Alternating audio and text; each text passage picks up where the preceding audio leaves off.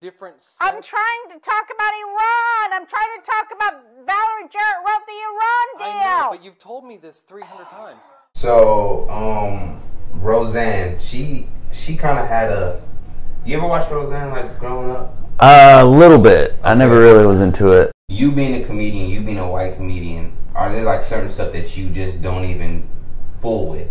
Just because you already know that there's going to be backlash. Now, you're a comedian. Yeah. So you're pretty much... You guys are kind of supposed to say everything, but is there some stuff that's like, yo, I'm not even going to touch that? I mean, the word monkey in general doesn't... That doesn't even make sense that you would even just say that out loud.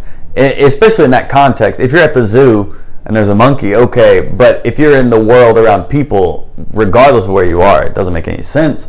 I understand you saying as a comedian, you should have the freedom to say whatever you want and express yourself. But at the end of the day, like, use judgment on, is it funny?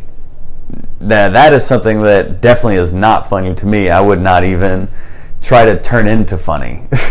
You think so? You think like ABC's decision to like completely cancel it was like probably the right move, or what if you were ABC and your talent did that? Like, what would you do? Yeah, you kind of gotta jump ship. I mean, really. I mean, that's a tough decision for them because her ratings were so high as well. So you got to think this may not have been the only incident, maybe. Or there may have been other behind-the-scenes instances we don't know about, because ABC isn't going to just drop a show that's killing it unless there's like real reason behind it. So I think, especially any TV network, they're just trying to hold on for dear life right now. So I think there may have been other things that happened behind the scenes that then led up to this. Or just, she mentally, she said she was on Ambien and she'd been drinking, so there may be some instability there that... she does not represent all white people for sure.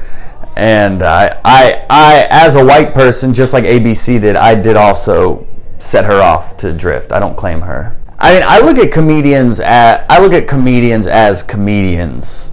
I feel like we're almost our own race and gender, and we're almost like an alien life form walking around the planet, always observing and analyzing. So I look at comedians more as the ecosystem of comedians as regards to, oh, that's a black comedian, oh, that's a white comedian, oh, that's a female comedian. It is more of just, oh, that's a comedian not doing so hot. Like even Chappelle said about the Michael Richards thing, there was part of him that was offended, but then the other part was, comics having a bad set. So, and this is a black comedian talking about a white comedian yelling the N-word on stage. So there's that part of the comic brain that is like, at the end of the day, like comic, bad judgment, comic, poor judgment. So I don't really look at it through like the racial lens as much as like, ooh, comedian, not good for the brand. Now today, she's actually trending, she said she thought Valerie Jarrett was white. So she's still trying to defend... Whoa. Still? This...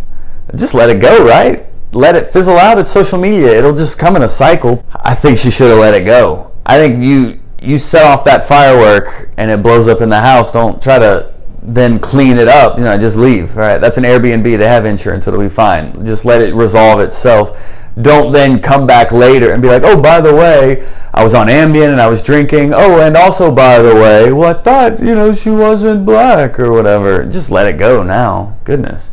People are going to... The cycle is so fast. It's like, okay, it happened. All right, just have your Roseanne money and then just chill.